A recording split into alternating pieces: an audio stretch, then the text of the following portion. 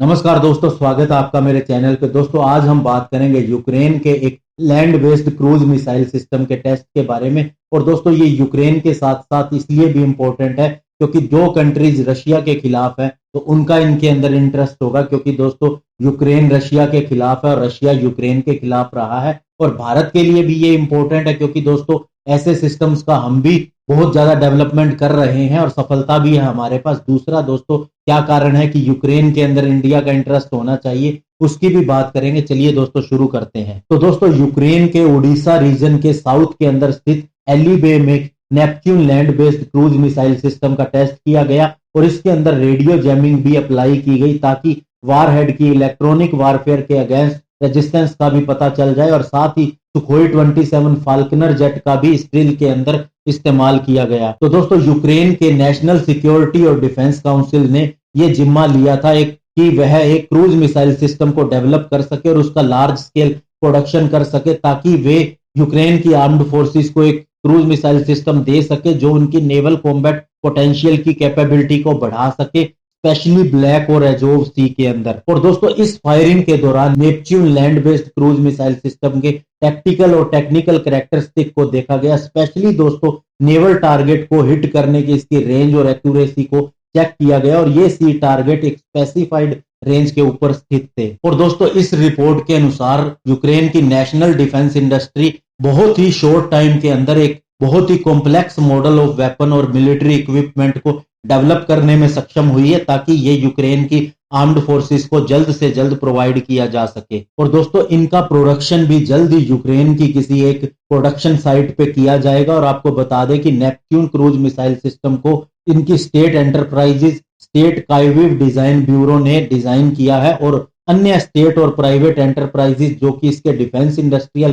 Complex के अंदर आती है उनके साथ मिलकर बनाया है। और दोस्तों इस मिसाइल की डेवलपमेंट यूक्रेन की आर्म्ड फोर्सेस की मेन प्रायोरिटी रही है और इसके अंदर यूक्रेन की आर्म्ड फोर्सेस के अलावा उनकी मिनिस्ट्री ऑफ डिफेंस का पार्टिसिपेशन भी एक्टिवली रहा है। दोस्तों Neptune missile land based cruise missile system है और इसके अंदर एंटी शिप मिसाइल लगी हुई है, यानी दोस्तों इसे स्पेशली डिजाइन किया गया है किसी भी बैटल शिप, चाहे वह क्रूजर हो, डेस्ट्रॉयर हो, फ्रिगेट हो, कॉर्वेट हो, लैंडिंग शिप हो, टैंक लैंडिंग शिप हो, ट्रांसपोर्टर हो, इसके अलावा किसी भी तरह का इंडिपेंडेंटली या फिर नेवल ग्रुप के अंदर शामिल लैंडिंग यूनिट हो जिसके अंदर कोस्टल रेडियो कंट्रास्ट टारगेट भी हो सकते हैं, उनके अगेंस्ट इस्तेमाल करने के लिए बनाया गया है। और ये किसी भी तरह के वेदर कंडीशन और किसी भी समय डे और नाइट काम कर सकता है और इसके अंदर एक एक्टिव फायर और radio electronic counter action system भी लगा हुआ है। अब दोस्तों बात करते हैं यूक्रेन की और इंडिया की कि ये कैसे इंपॉर्टेंट है। तो दोस्तों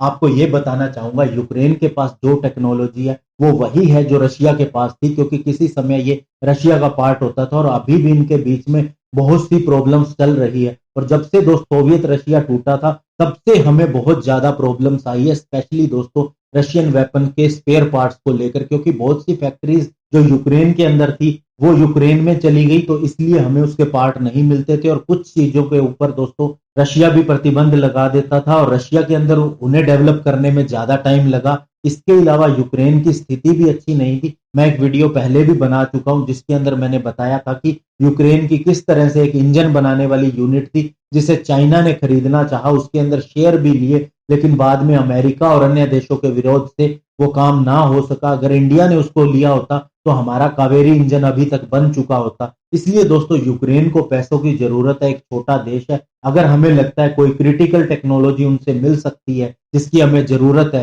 तो दोस्तों हम यूक्रेन के साथ में जा सकते हैं। और वैसे भी इंडिया का यूक्रेन के साथ रिलेशन ठीक है और बहुत सी चीजों की शेयरिंग भी होती है। तो ऐसे में दोस्तों यूक्रेन के लिए कोई चीज को डेवलप करना इंडिया के लिए अच्छा ही है। हालांकि रशिया इंडिया का पार्टनर है, लेकिन फिर भी दोस्तों अपनी जरूरत के हिसाब से अगर कोई चीज चेंज करनी पड़े तो उसमें हमें दूसरी तरफ नहीं देखना चाहिए और सबसे पहले अपना हित देखना चाहिए। धन्यवाद, जय हिंद।